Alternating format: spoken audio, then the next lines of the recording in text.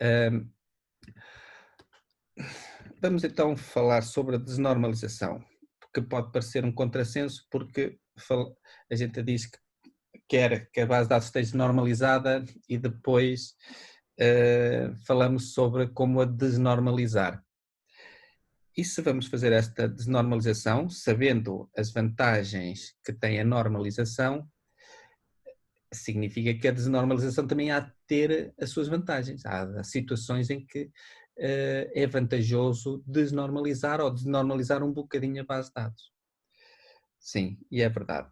Nós, quando normalizamos, poupamos espaço e eh, eh, conseguimos diminuir o tipo de erros que se fazem no processo de escrita de dados na base de dados, portanto, inserts, deletes e updates, isso é para a normalização. Na desnormalização, o que nos preocupa é a velocidade de leitura, ou seja, tipicamente a gente normaliza uma base de dados, temos lá a funcionar, começam a ser introduzidos muitos dados na base de dados, ela começa a ficar lenta, vamos aplicando técnicas para melhorar a velocidade das queries, mas chega uma altura em que isso não é suficiente e então temos que desnormalizar. Portanto, qual é o único objetivo da desnormalização? É aumentar a velocidade de leitura da base de dados. Esse é o único objetivo, está bem? E, portanto, esse objetivo tem que ser, essa vantagem tem que ser superior às desvantagens que são introduzidas pelo processo de desnormalização. E, e quais são esses inconvenientes? Em princípio, os processos de escrita vão ser um bocadinho mais lentos, porque se pensarmos, ok, se eu estou a desnormalizar, significa que vou ter redundância, significa que eu, por exemplo, se eu introduzir uma informação num sítio, tenho que introduzir noutros sítios, então isso é mais lento do que só introduzi-la num sítio e fazer os testes todos a ver se aquilo está correto nos outros sítios, está bem? Portanto, a velocidade de escrita tipicamente fica um bocadinho mais lenta, está bem? Eu sei que não é todas, porque nós podemos ter operações de escrita que dependem de pesquisas na base de dados e nesse caso até podem ficar mais rápidas, está bem? Ok, para além desta ligeira perda de velocidade de escrita, temos aqui uma data de problemas associados a, a, a, a esta redundância dos dados, que é ter que verificar se quando colocamos informação num sítio que ela está correta em todos os outros sítios onde ela também está presente, está bem? E pode estar presente por cálculos também. Então vamos lá ver, o processo é o seguinte, e está aqui esta frase que eu acho muito interessante, que é normalize it until it hurts and denormalize it until it works. Portanto, a gente no processo de criação do modelo ER vamos normalizar ao máximo e depois desnormalizamos até aquilo começar a funcionar. Pronto, e eu até posso dar aqui um exemplo que nós, por exemplo, imaginem uma tabela das faturas, que depois temos as linhas de faturas e os produtos. Eu faço uma venda de um determinado produto e quero calcular o total na fatura. Esse campo do total na fatura pode ser um campo desnormalizado, porque na realidade eu para saber o total eu consigo ir às linhas de fatura onde tenho a quantidade vezes o preço e fazer as contas. Mas se eu for diretamente logo à tabela da fatura e vejo logo lá o campo com o total, essa minha pesquisa é mais rápida, está bem? E portanto é só aqui um exemplo da desnormalização. Nós quando desnormalizamos vamos introduzir anomalias ou possibilidade de existência de anomalias, de problemas. E esses problemas surgem, mais uma vez, não é quando se lê da base de dados, mas é quando se escreve na base de dados, portanto quando se faz inserts, deletes e updates. E portanto, quando nós desnormalizamos, devemos sempre analisar quais são os possíveis anomalias, as possíveis anomalias que são introduzidas no nosso modelo por causa daquela desnormalização. Portanto, nós não devemos desnormalizar de ânimo leve e devemos documentar a desnormalização. Então vamos lá ver tipos de desnormalização. Eu dou a maior importância a estes dois. Está bem? Mas também vou falar dos outros dois. Mas estes aqui são aqueles que me interessam e são destes aqui que eu quero que vocês coloquem no vosso projeto. Está bem? Portanto, no vosso projeto eu quero que vocês coloquem uma desnormalização por adição de coluna redundante e uma por adição de coluna derivada. Está bem? Para além disso, nós ainda vamos falar sobre partição vertical e partição horizontal. Ora, adição de coluna redundante. Esta aqui é aquela mais, aliás, é o exemplo que temos falado aqui, que é uma coluna que está numa outra tabela e também vai ficar replicada noutra tabela. Portanto, fica em duas tabelas. Ora, o que é que nós temos aqui? É um exemplo de, imaginem aqui de uma livraria, que temos aqui livros, temos a ideia do livro, o nome do livro, até já temos as vendas deste ano, tem o preço, só que quando se vendem livros, se calhar nem é uma livraria, uma editora, temos que pagar royalties aos autores. E então até tenho aqui uma tabela onde tenho os valores das royalties a pagar ao autor. Querem ver? Ajudem-me lá. Este livro, X 9.990, já teve 12.034 vendas este ano. Então, quais são as royalties que tem que se pagar ao autor? Vamos aqui. Será 5? Não, 5 era se fosse entre 0 e 10 mil. Será 20? Entre 10.001 e 100 mil? Não. E 1 milhão? É lá. Entre 10.001 e 1 milhão, paga-se 20. Ora, se é 12 mil, tenho que pagar 20 de royalties. Pronto. Então, eu consigo saber quais são as royalties que são pagas. Eu tenho que mudar este slide, isto está ao contrário. As royalties que são pagas. Só que estão a ver que se eu preciso de fazer essa pesquisa das royalties, muitas vezes, essa pesquisa pode ser lenta. Estão a ver, eu tive que andar aqui de um lado para o outro. Imaginemos que eu tenho aqui milhares de livros e tenho que saber as royalties, para cada um deles ter que estar a fazer todas estes testes. Não seria mais rápido se eu tivesse aqui logo uma coluna com as royalties? Eu se queria saber as royalties, é só ler ali aquele valor. E pronto, foi isso que aqui foi feito. Então, para ser mais rápido, mais uma vez, qual é a razão da desnormalização? É para ser mais rápida a leitura.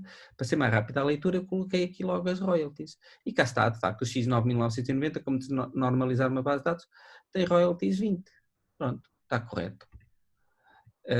Já não preciso de ir àquela tabela. Isto fica muito mais rápido. No entanto, nós estamos aqui a introduzir anomalias. Há aqui possibilidades de haver problemas. Ok, agora isto é muito importante, que é, que anomalias é que podem surgir? São anomalias derivadas de operações de escrita na base de dados. Quais são elas? São insert, delete e update. Ok, descritas em que tabelas? Nas tabelas que são afetadas. Temos esta tabela, onde tem as royalties, e esta tabela que onde tem os livros. Quer dizer que nós, quando introduzimos esta coluna redundante, temos 6 situações que temos que analisar. Quando é feito um insert nesta tabela, quando é feito um delete ou quando é feito um update, e quando é feito um insert nesta outra tabela, quando é feito um delete ou um update. Portanto, temos que analisar estas 6 situações para ver o que é que temos que fazer para que, embora haja esta redundância, não haja, a base de dados não fique num estado inválido, está bem? Mantenha-se sempre com todos os dados válidos. Pronto, e aquilo ali foi a desnormalização por adição de coluna redundante. Eu já vou falar sobre exemplos disto, está bem? Vamos ver só aqui desnormalização por adição de coluna derivada. Agora é outra. É uma coluna que não é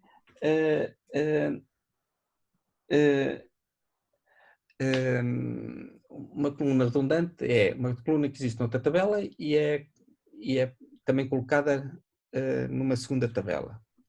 Uma coluna derivada é uma coluna cujo valor depende de um cálculo baseado noutras colunas, numa ou várias, em contas,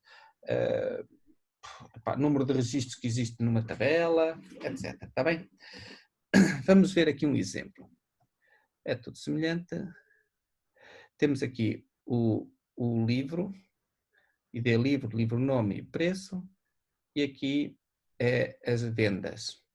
Ora, este livro, nesta loja, numa determinada fatura, foi vendido quantas vezes? Está aqui a data até.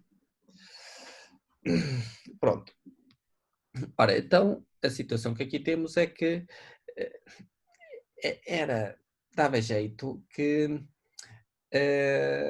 saber quantos livros é que foram vendidos desde o início do ano. Portanto, esta livraria, aqui já, por exemplo, já pode ser uma livraria, pode querer saber quantos livros destes X 9.990, quantos é que já vendeu desde o início do ano. Pronto. E o dono da livraria necessita de saber isto com alguma regularidade. E, mais uma vez, tem milhares de livros, com ainda mais milhares de vendas. E para cada uma, o que é que ele tem que fazer? Vejam lá, se eu quero saber quantas vezes é que este livro foi vendido desde o início do ano, eu tenho que vir a esta tabela, restringir a data desde o início do ano até agora e depois somar as quantidades vendidas, certo?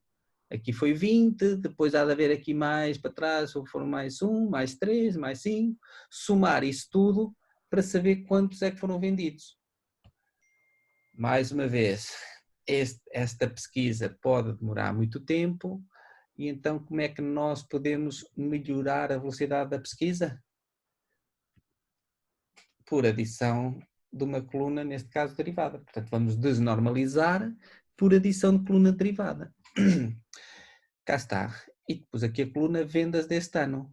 É uma coluna derivada, porque não é igual a esta quantidade. Na realidade, é a soma dos valores desta quantidade. Não é pegar neste valor e pôr ali.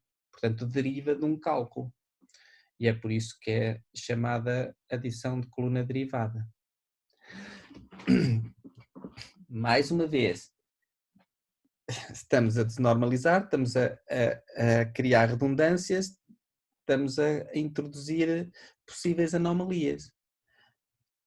Quando é que se introduzem as anomalias? Quando se está a escrever na base de dados, ou seja, quando se faz um insert, um delete ou update nesta tabela, ou quando se faz um insert, um delete ou update nesta outra tabela.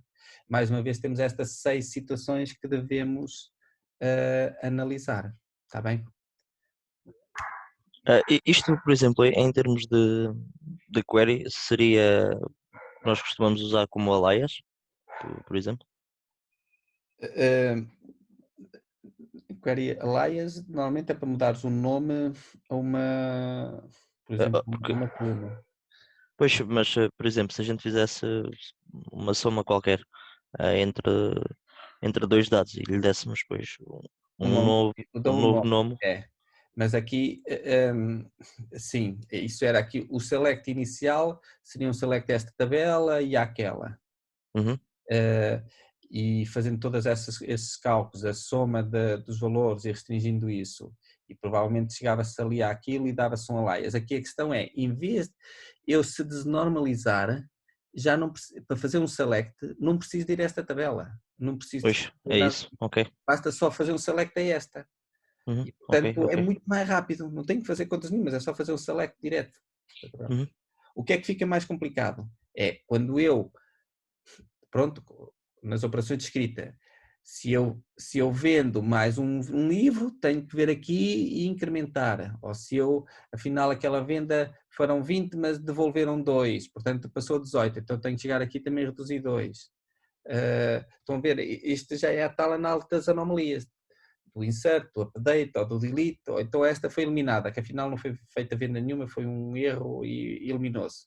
E então este 20 tem que subtrair ali. Portanto, são as tais anomalias que temos que analisar, aquelas situações que afetam a coluna desnormalizada. Está bem? Pronto, então, por adição de coluna redundante, por adição de coluna derivada, e falta-me falar sobre a partição vertical e horizontal. Estas aqui, eu para já aqui não acho tão interessante, mas eu explico-vos aqui rapidamente. A partição vertical é o seguinte: suponham que temos aqui acerca das editoras, temos a seguinte informação: o ID da editora, o nome, a cidade, o logotipo e o telefone. Ora, o logotipo até é uma imagem que ocupa montes de espaço, não é? Mas nós tínhamos toda esta informação na tabela. O que é que se passa mais? É que, tipicamente, eu quando acedo a essa tabela, a única coisa que me interessa é o ID de editor, o nome e a cidade. São estes 3 campos.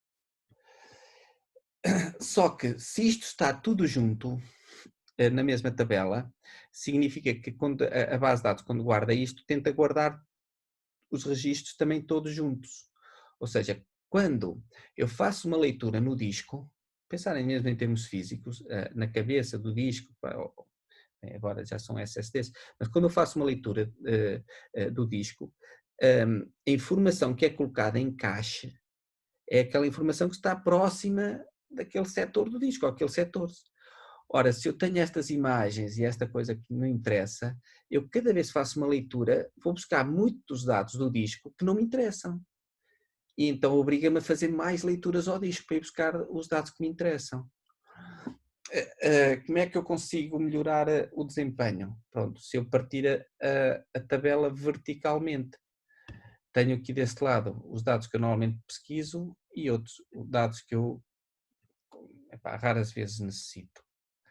Desta forma, a informação desta tabela no disco está toda mais próxima uma da outra, ou seja, quando estou à procura de qualquer informação sobre a editora, vai-me logo buscar informações sobre muitas editoras e, portanto, eu tipicamente necessito de fazer menos acessos ao disco, porque a informação que eu vou obter é mais informação útil, está bem? Esta é a partição vertical. Em termos aqui não há aqui grande redundância, mas aqui há poucas coisas. Aqui o que se passa mais até, o maior problema até é mais em termos de interface. Se vocês a desenharem os interfaces das aplicações, se isto está assim dividido, significa que há sítios onde só necessitam daquilo que está do lado esquerdo, outros sítios em que têm que arranjar uma forma de ligar estas duas tabelas e, portanto, introduz mais alguma complexidade no vosso código de interface. Desnormalização por partição horizontal. Também se pode explicar da seguinte maneira: supondo que vocês têm as vendas todas da livraria desde que ela foi fundada em 1975. Pronto, tem a base de dados toda. Sempre que fazem uma pesquisa das vendas, estão a pesquisar essa tabela que é enorme. Ora, normalmente quando vão pesquisar as vendas, são as vendas do último ano ou dos últimos 2 anos, qualquer coisa do género. Para que é que tem lá aqueles dados todos que estão a tornar as pesquisas mais lentas, não é? Pesquisar uma tabela muito grande é mais lento do que pesquisar uma tabela mais pequena. Então, aqui o que se faz é fazer-se uma partição horizontal. É aquilo que a gente chama muitas vezes o histórico. Eu tenho ali tipo as vendas dos últimos 2 anos e depois tenho o histórico das vendas. Se eu quiser aceder ao histórico, está noutra tabela, ok? Até posso ter ali uma ferramenta de pesquisa própria vai demorar mais tempo, porque estou a pesquisar muito mais dados, mas na tarefa do dia a dia, que é pesquisar aqueles dados que são mais recentes, torna-se muito mais rápido porque tenho muito menos dados para estar a pesquisar, certo? E, portanto, é isso que é a desnormalização por partição horizontal.